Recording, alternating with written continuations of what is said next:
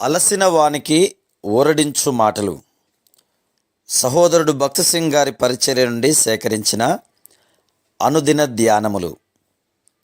November 3. వీరు ఆసక్తితో వాక్యమును అంగీకరించి పౌలును శీలయు చెప్పిన సంగతులు అలాగు ఉన్నవో లేవో అని ప్రతిదినమును లేఖనములు పరిశోధించుచూ వచ్చిరి. అపోస్తుల కార్యములు 17వ అధ్యాయము 11వ వచనం. విశ్వాసుల జీవితంలో మనము మంచి పునాది వేయవలెను. మనం ప్రభు అయిన యేసుక్రీస్తుతో మనకు లోతైన, స్థిరమైన, సజీవమైన అనుభవం ఉంటేనే తప్ప దీనిని చేయలేము.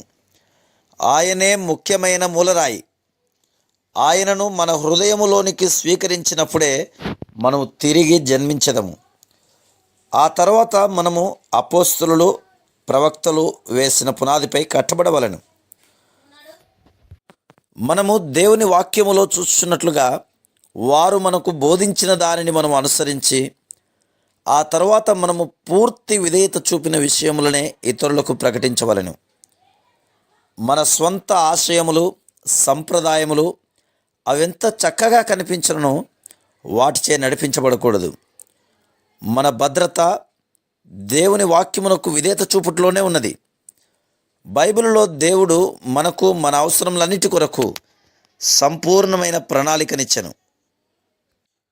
బైబిల్ దినములలో దేవుడు ఏ విధంగా అపోస్తలులను, ప్రవక్తలను లేవనెత్తి పంపించినో ఇప్పుడు కూడా ఆ విధంగానే మనం ప్రార్థనలో దేవుణ్ణి వేడుకునే యెడల దేవుడు అభిషేకించబడిన పాత్రలను లేవనెత్తగలడు.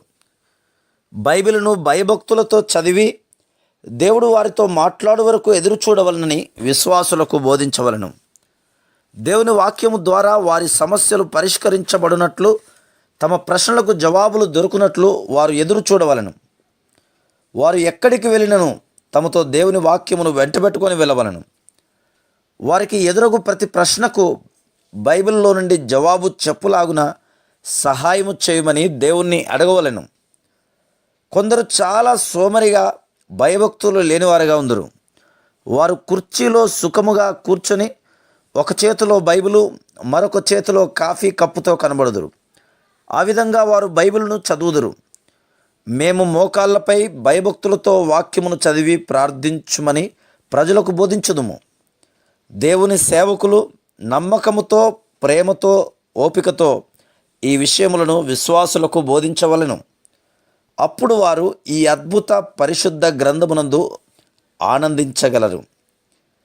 దేవుని ప్రజలు దేవుని సేవకులు, పెద్దల ద్వారా నడిపించబడవలను, అదుపు చేయబడవలను, కాయబడవలను. అపోస్తుల కార్యములు 14, 22, 23 వచనములలో మనము పౌలు అతని జతపని వారు ఒక ప్రదేశము నుండి మరొక ప్రదేశమునకు వెళ్ళుచు శిష్యుల మనస్సులను దృఢపరచెను అని చదువుదుము. ఈ శిష్యులు నమ్మకమైన దైవ సేవకుల ద్వారా బోధింపబడిరి.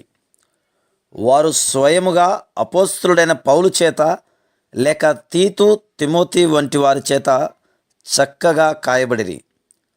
ప్రజలకు పూర్తిగా బోధింపబడిన తర్వాత పరిశుద్ధాత్మ నడిపింపు ప్రకారము ఉపవాసముండి ప్రార్థించుట ద్వారా వారిలో నుండి పెద్దలు ఎన్నుకొనబడిరి.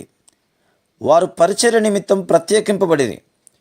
దేవుని నుండి స్వీకరించబడిన ఈ ప్రణాళిక అపోస్తలులతోనూ వారి జతపని వారితోనూ అభ్యసించబడినది. ఈ విధంగా అది ఆది సంఘములోని విశ్వాసులు, పెద్దలు దేవుని వాక్యము ద్వారా సరి అయిన విధముగా బోధింపబడిరి. కాబట్టి వారు తర్వాత వచ్చిన భయంకరమైన హింసను తట్టుకొనగలిగిరి మరియు శక్తివంతులుగా నిలిచిరి. Praise the lord.